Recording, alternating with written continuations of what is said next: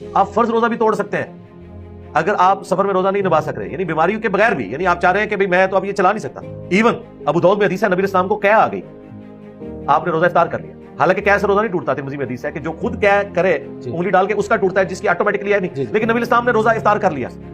تو وہ صحیح بخاری میں موجود ہے کہ حضرت ابو ہریرہ سے کسی نے پوچھا کہ قے آنے سے روزہ ٹوٹتا ہے؟ ان کا قے آنے سے کیوں ٹوٹے گا؟ قے میں تو کوئی اندر چیز نہیں جا رہی ہوتی، باہر آ رہی ہوتی ہے. تو سنن دارمی میں پھر مزید صحابہ کرام سے نے پوچھا کہ انہوں نے نبی اسلام نے اس لیے اختیار کیا تھا کمزوری کی وجہ سے، کہ اگر قے آ گئی، یعنی آپ نے فجر کے وقت روزہ رکھا، آپ کو 15-20 منٹ کے بعد یا 1 گھنٹے بعد یا 2 گھنٹے بعد قے آ گئی، آپ پیٹ تو ہو گیا خالی اور روزہ پڑا ہوا 14، تو بھائی آپ کا رائٹ ہے، آپ روزہ اپنا افطار کر لیں اسی وقت، بعد میں ایک ہزار رکھیں. یہ ہے وہ چیز جو دین میں آسانی ہے. لوگ کہتے ہیں کہ دین کا علم حاصل ہوگا مشکل ہوگی، ہم کہتے ہیں دین میں آسانی ہے.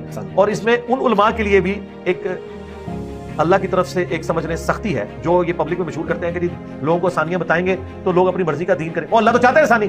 سورہ بقرہ میں اللہ نے کہا ہے اللہ تمہارے لیے آسانی چاہتا ہے روزوں کے معاملے میں. بخاری کی حدیث ہے دین ہے ہی آسانی. ایسا علماء کہتے ہیں لوگ اپنی مرضی کا دین چلنا شروع کر دیں گے، آسانیاں لیں گے. آسانی کیوں نہ لیں؟ ہمارے نبی نے دی ہے. صحیح مسلم میں حدیث ہے. حضرت عمر سے ایک بندہ آگے پوچھتا ہے، یہ قرآن میں آیا کہ جب تم سفر میں ہو اور خوف کی حالت میں ہو تو نمازوں کو قصر کر سکتے ہو، کوئی حرج نہیں. تو اے امیر المومنین اب تو خوف ختم ہو چکا، اب تو ہماری حکومت ہے تو قصر کرے.